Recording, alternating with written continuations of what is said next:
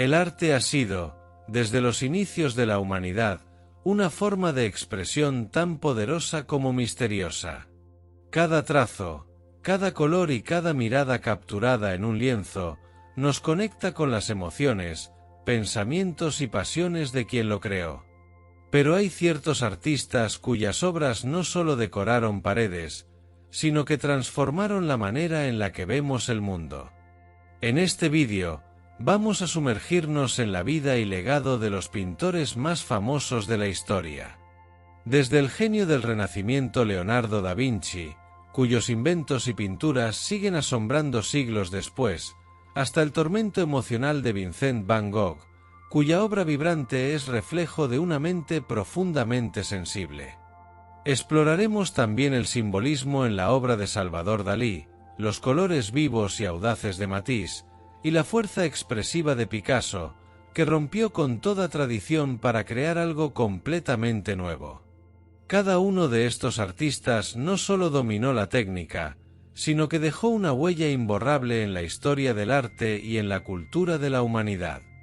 Prepárate para descubrir no solo quiénes fueron estos artistas, sino también qué los hizo tan únicos, por qué influenciaron a generaciones de creadores y por qué sus obras siguen siendo admiradas y estudiadas en todo el mundo. Así que, si te apasiona el arte, la historia o simplemente tienes curiosidad por conocer a las grandes mentes detrás de los cuadros más famosos del planeta, este vídeo es para ti. ¡Empezamos! Pintores clásicos y del Renacimiento. Leonardo da Vinci. El genio del Renacimiento. En una pequeña aldea toscana llamada Vinci, el 15 de abril de 1452, nació un hombre que cambiaría el curso de la historia. Su nombre resonaría a lo largo de los siglos como sinónimo de genialidad, curiosidad y creatividad sin límites. Leonardo da Vinci. Hijo ilegítimo de un notario y una campesina, Leonardo da Vinci fue un observador incansable desde su niñez. El mundo natural era su aula, y el universo su maestro. En una época donde la mayoría aceptaba las cosas tal como eran, Leonardo se atrevió a preguntar: ¿por qué? ¿Cómo? Pintor, escultor, arquitecto, ingeniero, anatomista, inventor. Leonardo da Vinci era un hombre excepcional.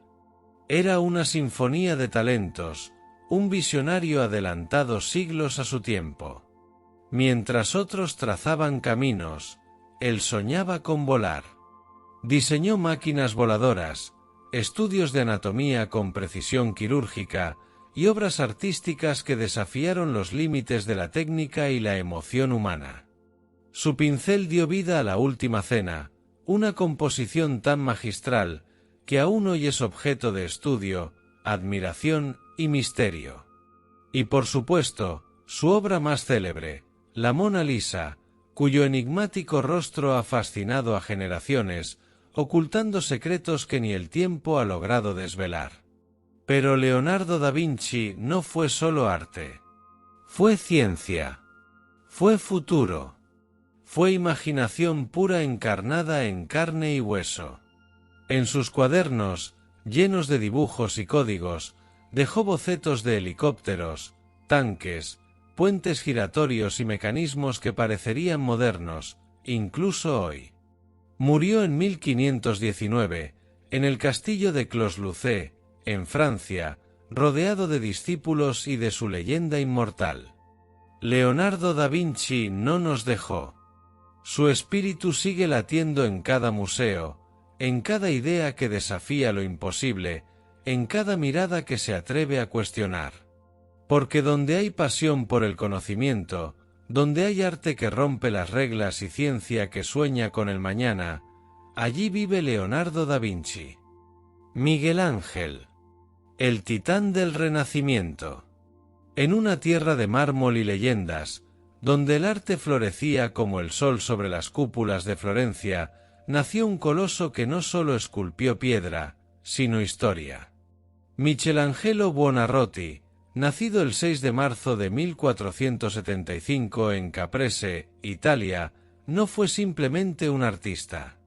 Fue el titán del Renacimiento, un espíritu indomable que convirtió la belleza humana en eternidad.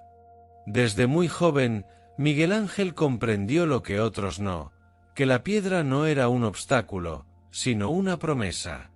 Que dentro de cada bloque de mármol dormía una forma esperando nacer, y que sólo él tenía la fuerza, y la furia, para liberarla. Su cincel dio vida al David, no sólo una estatua, sino un símbolo inmortal de desafío y perfección. Con cada músculo, con cada vena tallada en mármol, capturó no a un hombre, sino a un ideal. Pero Miguel Ángel no se detuvo ahí. Cuando el Papa Julio II le ordenó pintar el techo de la Capilla Sixtina, muchos creyeron que el escultor se quebraría ante la magnitud de la tarea. Pero Miguel Ángel, solo, encaramado en andamios durante años, creó una obra que desafía el tiempo y el cielo mismo. La creación de Adán, donde los dedos de Dios y del hombre casi se rozan, se convirtió en un gesto eterno, la chispa divina, el alma del arte. Fue un hombre de carácter feroz, solitario, perfeccionista hasta el tormento. Vivió atormentado por visiones de grandeza, exigido por papas y príncipes, pero nunca se doblegó.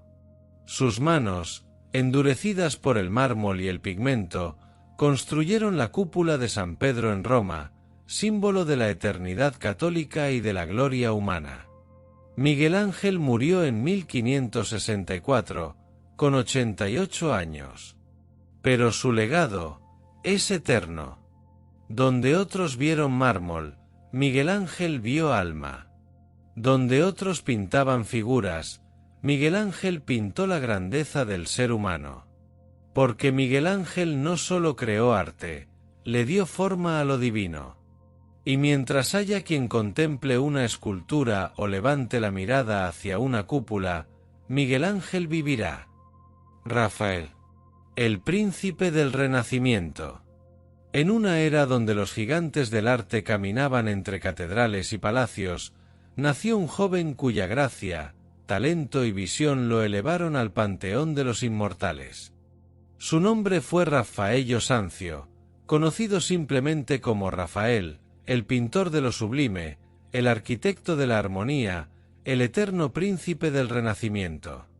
Nacido en Urbino en 1483, Rafael fue tocado por el arte desde la cuna.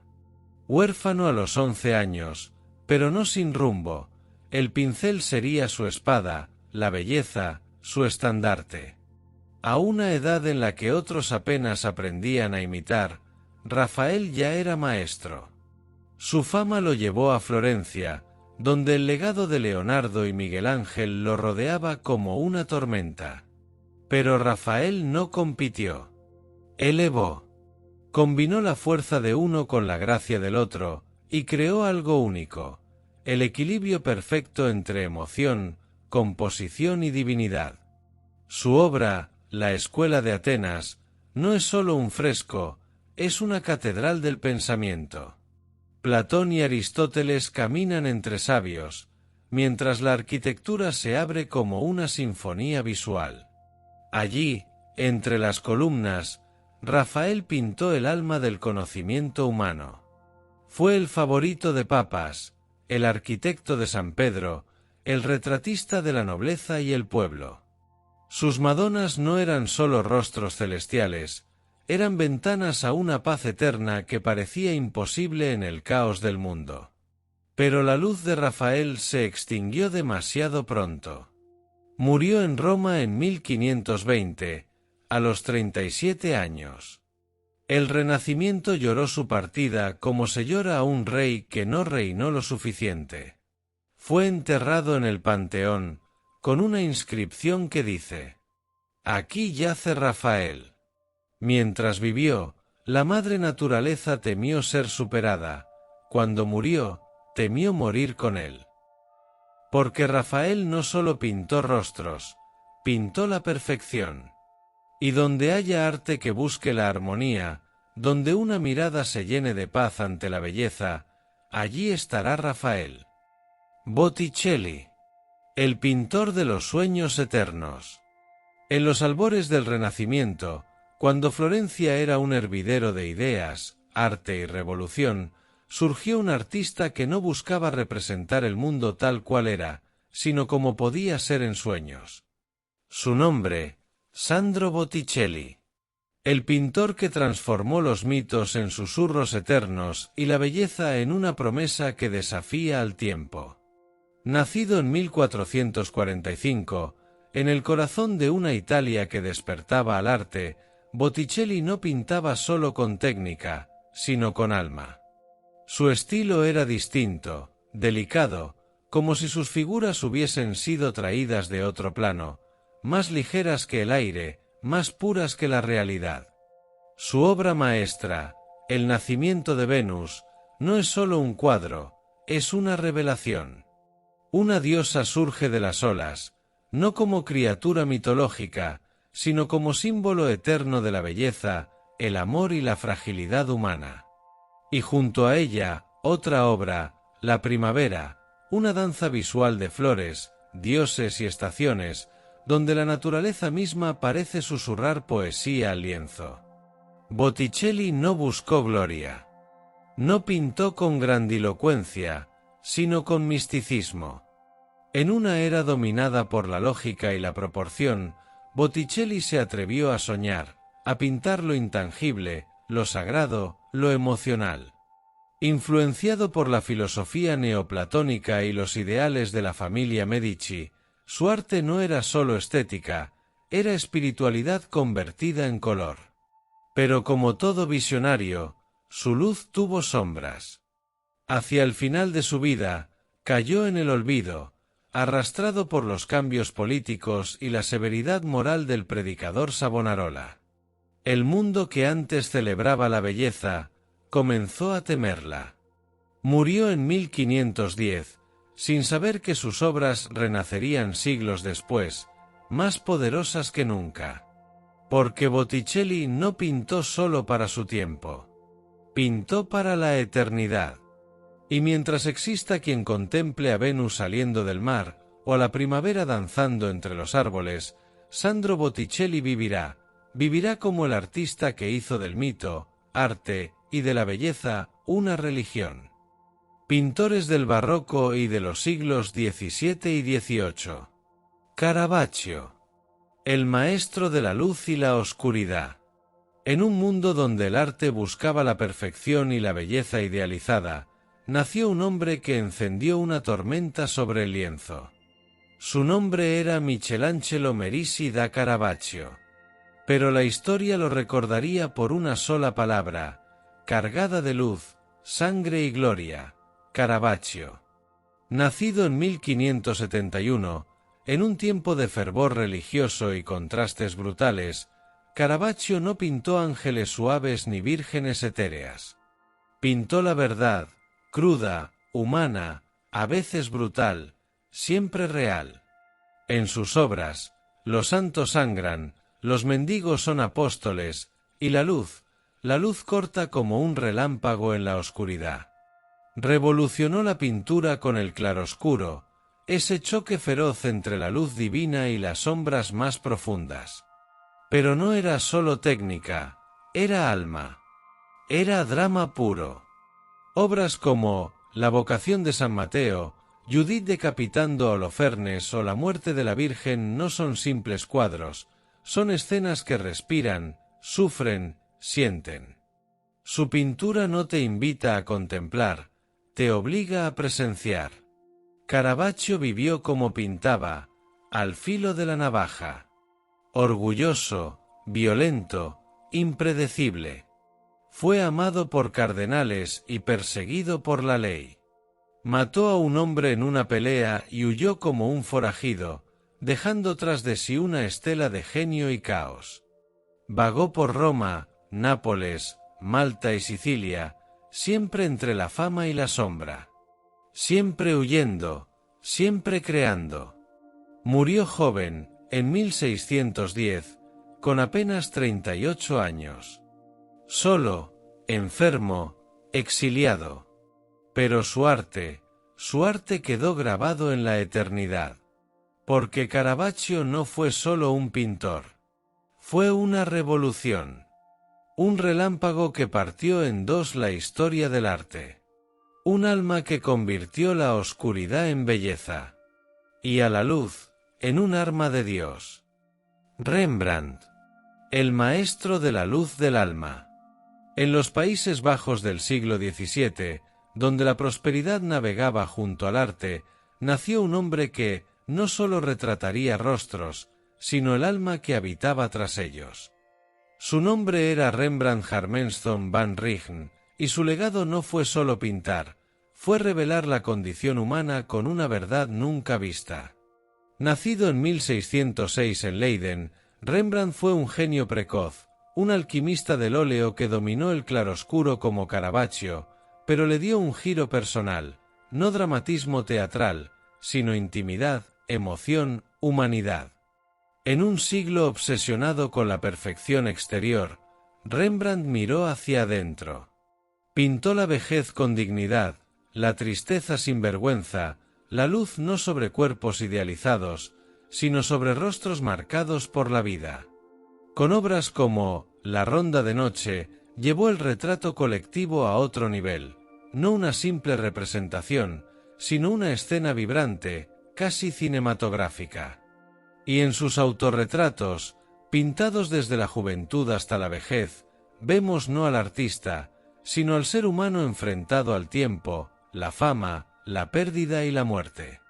Fue admirado, celebrado y luego olvidado.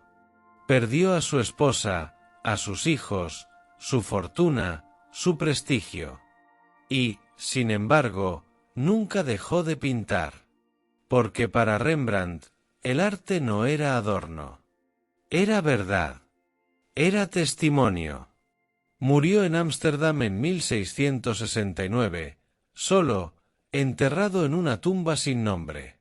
Pero su pincel, ese que alguna vez tocó el alma de reyes, mendigos, soldados y sabios, no se apagó. Hoy, su luz sigue viva en cada museo, en cada mirada que busca algo más que belleza, busca verdad. Porque Rembrandt no fue un pintor de la realidad, fue un pintor del alma. Y mientras el ser humano siga preguntándose quién es en lo más profundo, Rembrandt vivirá. Velázquez. El pintor del rey, el pintor del tiempo. En el corazón del imperio más poderoso de su tiempo, nació un artista silencioso, pero inmenso. Un hombre que no gritó su genio, lo susurró en cada pincelada, con la elegancia de quien no necesita alardear. Su nombre, Diego Rodríguez de Silva y Velázquez. El pintor del rey. El pintor de lo invisible. El maestro que hizo de la realidad un espejo del alma. Nacido en Sevilla en 1599, Velázquez mostró desde joven una mirada distinta, profunda, observadora, exacta. Pintaba no lo que debía verse, sino lo que estaba oculto a simple vista. Con cada retrato, desnudaba el alma de sus modelos sin quitarles la dignidad. Su talento lo llevó a la corte de Felipe IV, donde se convirtió en el cronista silencioso del poder, el ojo del imperio, el testigo que convirtió pasillos reales en escenas eternas. Pero Velázquez no pintaba con servidumbre. Pintaba con libertad. En una época de máscaras, Velázquez eligió la verdad. Y en esa verdad, nació la leyenda. Su obra maestra, Las Meninas, es más que un cuadro. Es un misterio. Un juego visual, filosófico y casi metafísico, donde el espectador, el pintor y los retratados comparten un mismo plano, como si el tiempo y el espacio se derritieran bajo su pincel. Es una pintura que no se ve, se contempla. Que no se entiende, se siente. Velázquez viajó, estudió a los grandes, absorbió la luz de Italia y la profundidad de Rubens, pero nunca perdió su esencia. Incluso cuando retrató bufones, esclavos o enanos de la corte, lo hizo con la misma nobleza que a los reyes. Porque para Velázquez, todos merecían ser vistos con dignidad. Murió en 1660, en Madrid, dejando atrás un legado sin ostentación, pero eterno. Fue el pintor de un imperio, sí. Pero fue más, fue el pintor de la humanidad. De lo que somos cuando nadie nos ve. Y siglos después, artistas como Goya, Picasso y Dalí mirarían hacia él. No como a un maestro, sino como a un faro. Porque Velázquez no solo pintó la corte de España. Pintó el alma del tiempo. Goya. El pintor de la luz y el horror. En una España dividida por el poder, la guerra y la superstición, surgió un genio que no pintó lo que el mundo quería ver, sino lo que el mundo temía mirar. Su nombre era Francisco de Goya y Lucientes, y su pincel se convirtió en espejo, espada y grito. El último de los viejos maestros, y el primero de los modernos. Nacido en 1746, en Fuendetodos, Goya ascendió desde la oscuridad rural hasta los salones de la nobleza. Su talento lo llevó a ser pintor de corte, retratando con maestría a reyes, aristócratas y figuras del poder. Pero detrás del esplendor, Goya veía lo que otros no. En cada retrato, dejaba una grieta, una sospecha. Porque Goya sabía que la máscara no era el rostro verdadero. Vivió en una época convulsa, Inquisición, decadencia borbónica, invasiones napoleónicas, represión brutal. Y mientras todo ardía, Goya observaba y recordaba. Su arte fue una metamorfosis. De los tapices brillantes a los retratos inquietantes. De los retratos de la nobleza a los fusilamientos del 3 de mayo, donde el horror de la guerra ya no podía ocultarse bajo la belleza. De los grabados satíricos como Los Caprichos, a los desgarradores, Desastres de la guerra, donde no hay héroes ni gloria, solo sangre, muerte y verdad.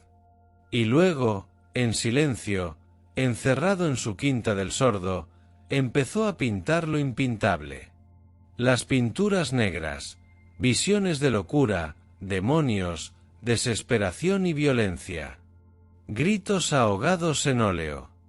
La mente de un hombre marcado por el dolor, la enfermedad, la sordera y la lucidez absoluta. Murió en el exilio, en Burdeos, en 1828. Solo, lejos de la corte que una vez lo celebró. Pero su obra sobrevivió al olvido. Porque Goya no solo fue pintor de su tiempo. Fue el profeta de lo que vendría. El primero en mirar al abismo y atreverse a pintarlo. Porque donde el arte se atreve a mostrar lo oscuro, donde se denuncia lo monstruoso, donde se alza la voz de los que ya no pueden hablar, allí vive Francisco de Goya. El visionario. El rebelde. El pintor del alma humana, en su hora más negra. Pintores del siglo XIX. Romanticismo, realismo e impresionismo. Monet. El pintor de la luz viva. En un mundo que se aferraba a las formas y a la perfección del pasado, surgió un hombre que no pintaba lo que veía, sino lo que sentía. Su nombre era Claude Monet, y su pincel no retrató paisajes, los hizo respirar. Nacido en 1840, en la ciudad portuaria de Le Havre, Monet descubrió temprano el hechizo de la luz sobre el agua, de los cielos cambiantes, del instante que pasa y nunca vuelve. En una época de academias rígidas y trazos limpios, Monet se atrevió a pintar el momento, el temblor, el destello. Lo fugaz. Y así, con una simple escena matinal, una bruma sobre el mar y un sol naciente, surgió algo más que una pintura. Nació un movimiento. Su cuadro, Impresión, Sol naciente, fue bautizado con desprecio. Y, sin quererlo, dio nombre al impresionismo. Monet no pintaba con detalles, pintaba con alma. En sus pinceladas rápidas y colores vibrantes, hay lluvia, viento, reflejos, emociones. Retrató estaciones enteras desde su ventana. Pintó la misma escena 1000 veces, porque sabía que nunca hay dos luces iguales. De los almiares a las catedrales, de Londres a Normandía, de trenes en estaciones humeantes a sus célebres nenúfares en Giverny, Monet convirtió el tiempo en pintura. Su jardín se volvió su mundo. Su estanque, su universo. Allí, en silencio, pintaba los lirios flotando sobre espejos de cielo, como si atrapara la eternidad en un suspiro. Pero su camino no fue fácil. Pobreza, desprecio, muerte de seres queridos y una ceguera progresiva lo acompañaron en sus últimos años. Y, aun así, incluso cuando sus ojos fallaban, seguía pintando la luz desde el recuerdo. Desde el alma. Monet murió en 1926, en su querido Giverny, rodeado de los jardines que él mismo había creado. Pero su legado no se marchitó. Hoy, su arte sigue floreciendo, cada vez que un rayo de sol toca el agua, cada vez que el color nos emociona sin razón aparente. Porque Monet no pintó lo que estaba allí. Pintó la forma en que el corazón lo recordaría. Y mientras exista belleza que cambie con la luz, mientras alguien mire el mundo con asombro, Claude Monet vivirá. Vincent van Gogh. El pintor del dolor y las estrellas. En un rincón sombrío del siglo XIX, donde la sociedad no entendía a los que veían distinto, nació un hombre que no pintó lo que veía, pintó lo que ardía en su interior. Su nombre, Vincent van Gogh. Un genio incomprendido, un espíritu inquieto, un corazón expuesto en cada trazo. Un hombre que vivió en sombras, y pintó la luz como nadie. Nacido en 1853 en los Países Bajos, Vincent no siguió un camino recto. Fue predicador, fue errante, fue rechazado. Pero cuando tomó el pincel, todo cambió. El mundo se volvió color, turbulencia, emoción. Pintaba con urgencia, con alma, con hambre de verdad. Y aunque el mundo lo ignoraba, Van Gogh seguía pintando. Siempre. En Arles, el amarillo de los campos de trigo y el azul del cielo lo envolvieron. Fue allí donde el sol, los girasoles y la locura lo abrazaron al mismo tiempo. En sus obras, las estrellas giran como sueños febriles, los cipreses se alzan como llamas y el dolor humano se vuelve color vibrante. Vincent no buscaba gloria. Pintó para no derrumbarse. Pintó porque su alma no podía callar. En su vida solo vendió un cuadro. Solo uno. Y mientras el mundo lo despreciaba, Van Gogh creaba un universo único, un lenguaje propio, donde cada pincelada es un grito y un suspiro. Su mente fue su cárcel, su musa y su tormento. Internado, solo, incomprendido. Y aún así, siguió pintando. Hasta el final.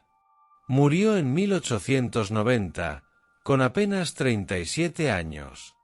Con el pecho herido, el alma agotada y el corazón lleno de color. Pero su muerte no fue el final. Fue el comienzo de la leyenda. Hoy, Vincent van Gogh es más que un nombre. Es el símbolo de la lucha del arte contra el olvido. Es la voz de quienes sienten demasiado. Es el pintor que no necesitó ser comprendido para ser eterno. Porque cada vez que alguien mira el cielo nocturno y ve remolinos de estrellas, cada vez que un girasol nos habla sin palabras, Van Gogh renace. Vincent no pintó la realidad, pintó lo que el alma no puede explicar. Y por eso, su arte nunca morirá. Manet. El pincel que despertó a la pintura. Antes de que el impresionismo iluminara los lienzos, antes de que la luz bailara sobre el agua y los colores se liberaran de sus cadenas, hubo un hombre que golpeó primero. Un hombre que desafió al arte establecido, no con gritos, sino con un pincel firme y una mirada nueva. Su nombre era Edouard Manet, y su obra fue el puente entre el viejo mundo y el arte moderno. Nacido en París, en 1832, Manet provenía de una familia burguesa que soñaba con leyes y diplomacia. Pero Edouard Manet solo tenía un destino: el arte. En una ciudad dominada por academias severas y gustos conservadores, Manet se atrevió a pintar lo que no debía pintarse y de la forma en que no debía hacerse. En 1863 presentó al mundo El almuerzo sobre la hierba. Una escena cotidiana, con una mujer desnuda que no era una diosa mitológica, sino una mujer real, que nos miraba sin pudor. El escándalo fue inmediato. El rechazo, feroz. Pero, también, el arte cambió para siempre. Y luego vino Olimpia, otra mujer real, otra mirada directa, sin disculpas. Los críticos gritaron, los salones se escandalizaron, pero el mensaje era claro. La pintura ya no fingiría. Ya no adornaría la realidad. Ahora, la enfrentaría. Manet no fue impresionista, pero sin su persona, el impresionismo no habría nacido. Fue el precursor, el agitador, el que abrió la puerta para que Monet, Degas y Renoir entraran con la luz y el color. En sus cuadros, la vida moderna cobra protagonismo. Cafés, trenes, conciertos, calles. Sus pinceladas se vuelven más libres, su paleta más vibrante. Y mientras su salud se deteriora, su arte se eleva. Murió en 1883, con apenas 51 años. No vivió para ver cómo su obra se convertía en cimiento de una nueva era. Pero hoy, Manet no es solo un pintor. Es el primer disparo del arte moderno. El desafío que rompió con siglos de tradición. Y lo hizo con elegancia, con inteligencia, con valentía. Porque cada vez que el arte se niega a obedecer, cada vez que un pintor mira la realidad con nuevos ojos, el espíritu de Manet sigue presente. Edouard Manet no fue el eco del pasado, fue el eco del futuro. Delacroix. El fuego del romanticismo. Cuando el arte buscaba equilibrio y serenidad, Delacroix trajo la tormenta. Cuando la línea dominaba el lienzo, Delacroix eligió el color. Cuando el mundo se debatía entre razón y emoción, Eugène Delacroix encendió el fuego del alma en cada pincelada.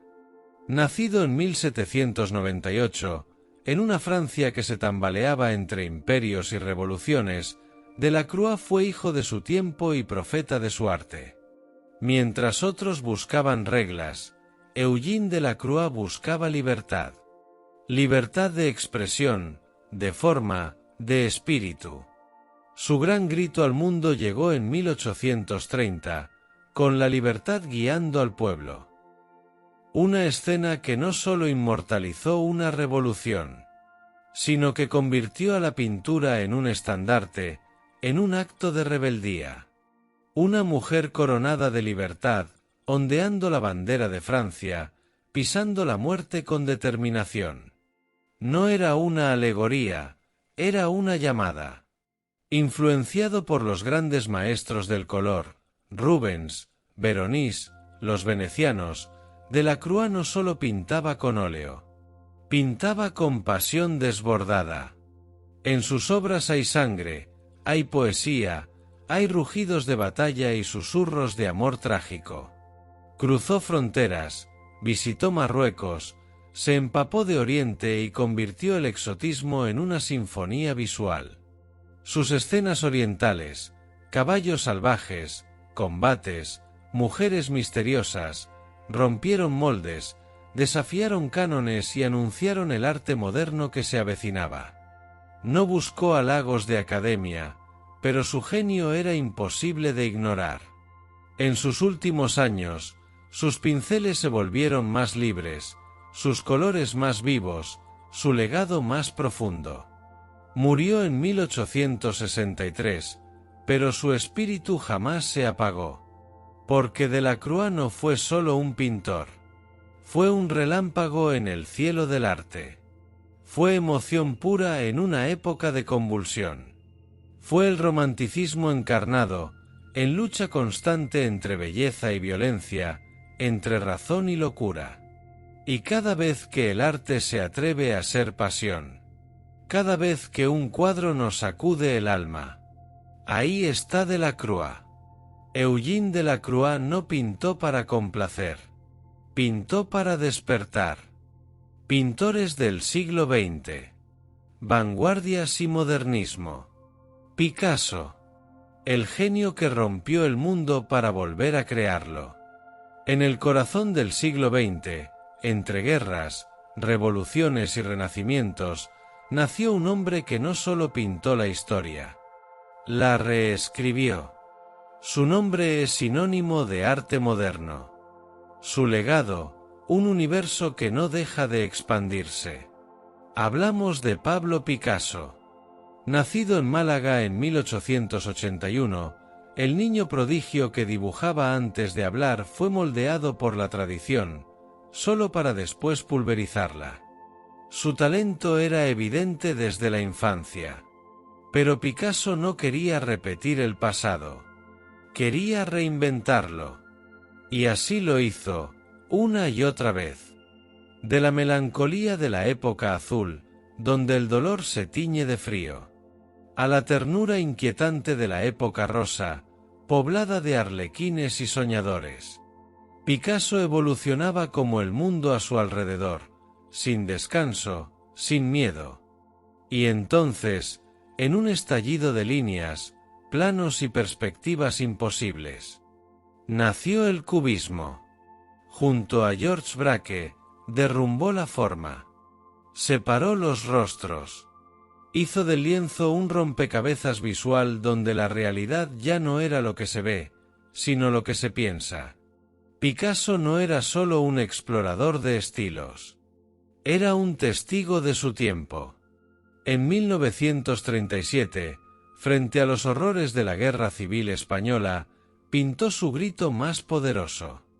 Guernica.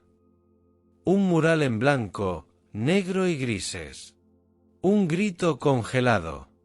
Un monstruo de dolor, rabia y denuncia. No es solo una obra maestra. Es un símbolo eterno contra la barbarie. Pintor, escultor, grabador, ceramista, poeta. Picasso fue todos los artistas en uno.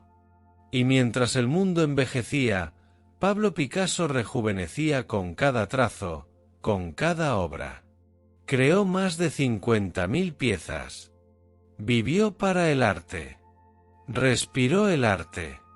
Fue el arte. Murió en 1973, dejando un legado que ningún museo puede contener del todo. Porque Picasso no pertenece al pasado. Su obra late en cada artista que se atreve a romper con lo establecido. En cada ojo que ve lo invisible. En cada alma que busca un lenguaje nuevo. Pablo Picasso no pintó lo que vio. Pintó lo que fue capaz de imaginar. Y en esa imaginación, cambió el mundo para siempre. Salvador Dalí. El genio que soñó despierto. En un mundo que ansiaba lógica y orden, nació un hombre que vivía entre sueños, espejos y relojes derretidos. Un artista para quien lo imposible era solo el punto de partida. Su nombre es sinónimo de genio, excentricidad y eternidad. Salvador Dalí. Nació en 1904, en Figueres, Cataluña. Desde niño, Supo que no era como los demás. Su mirada veía más allá del mundo real. Y mientras otros pintaban lo que existía, Dalí pintaba lo que la mente apenas se atrevía a imaginar. Estudió en Madrid, se unió a los surrealistas en París, pero pronto superó al movimiento que lo vio nacer. Convirtió el lienzo en un portal al subconsciente. Cada obra suya es un delirio lúcido, una explosión simbólica, una ventana a lo más profundo del alma humana. La persistencia de la memoria, relojes blandos sobre un paisaje onírico, no es sólo una pintura. Es un himno al tiempo deformado, al recuerdo que se diluye, al misterio eterno de la existencia. Dalí no solo fue pintor. Fue escultor, escritor, cineasta, escenógrafo, performer. Fue su propia obra de arte. Su bigote afilado, su voz teatral, su presencia magnética. Todo en Salvador Dalí era símbolo, provocación, mito. Junto a Gala, su musa, su amante, su diosa, construyó un universo paralelo donde el arte y la locura bailaban al borde del abismo. Colaboró con Disney, con Hitchcock, con los más grandes, y nunca dejó de crear. Porque para Dalí, la vida era un espectáculo, y el artista, el director del sueño.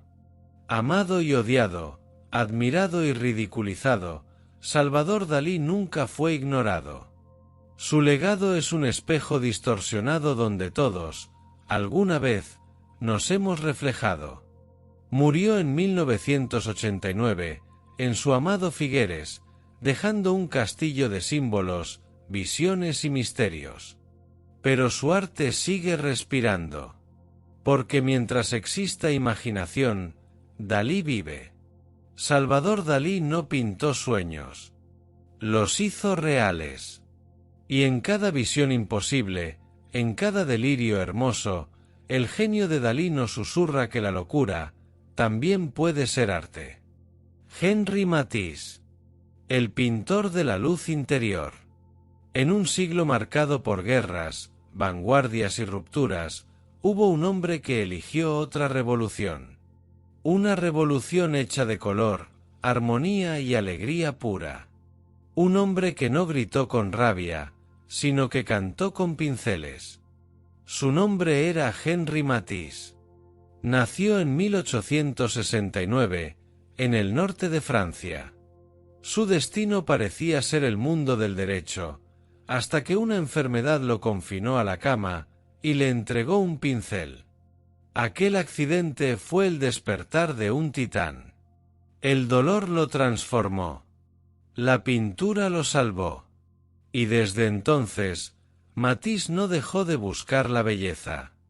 No en la perfección, sino en la emoción. Sus colores no representaban la realidad, la liberaban. En los salones de París, causó conmoción. Fue llamado fauvista, una bestia salvaje del color. Porque mientras otros buscaban volumen, Matisse buscaba luz. Mientras otros temían el vacío, Matisse lo llenaba de azul, rojo, verde. Cada obra suya era una explosión serena, un himno a la alegría visual. Henri Matisse viajó, exploró, evolucionó. En Marruecos, descubrió el poder del sol y las formas simples.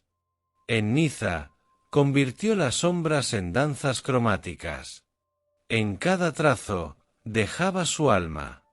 Pero, incluso, cuando la enfermedad lo atacó de nuevo, cuando ya no pudo sostener un pincel, no dejó de crear.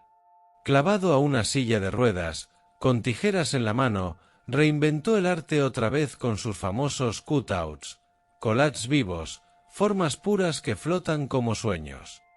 Sus últimas obras, como La tristeza del rey o La capilla del Rosario, no son despedidas, son celebraciones de la vida. Porque Matisse nunca pintó la oscuridad, pintó la esperanza. Murió en 1954, dejando un legado de color, libertad y paz visual. Hoy, cuando el arte necesita volver a la emoción, a la sencillez, a la belleza sin culpa, el espíritu de Matisse renace. Henri Matisse no pintó lo que veía, pintó lo que sentía. Y en cada forma que baila, en cada color que canta, su luz sigue brillando. Jackson Pollock. El ritmo salvaje del arte. En un tiempo de reconstrucción y duda, cuando el mundo salía de la oscuridad de la guerra, un hombre emergió como un relámpago sin control. No buscaba belleza, buscaba verdad. Su nombre era Jackson Pollock. Y con cada gota de pintura, con cada salpicadura de alma, rompió los límites del arte para siempre. Nació en 1912, en el desierto de Wyoming. Creció con el polvo, la distancia y una tormenta interior que nunca cesó. Estudió con los muralistas, aprendió de los mitos nativos, del psicoanálisis, del automatismo. Pero no fue hasta que soltó el pincel y dejó que el cuerpo hablara, que nació el verdadero Pollock. Con él, el lienzo dejó de ser ventana y se convirtió en campo de batalla. Usó el suelo como escenario. Caminó sobre sus obras. Vertió, salpicó, goteó. No pintaba objetos, pintaba energía. Movimiento. El latido de lo invisible. Su técnica fue bautizada como drip painting. Pero era mucho más. Era coreografía, trance, grito contenido. Sus obras no se miran, se sienten.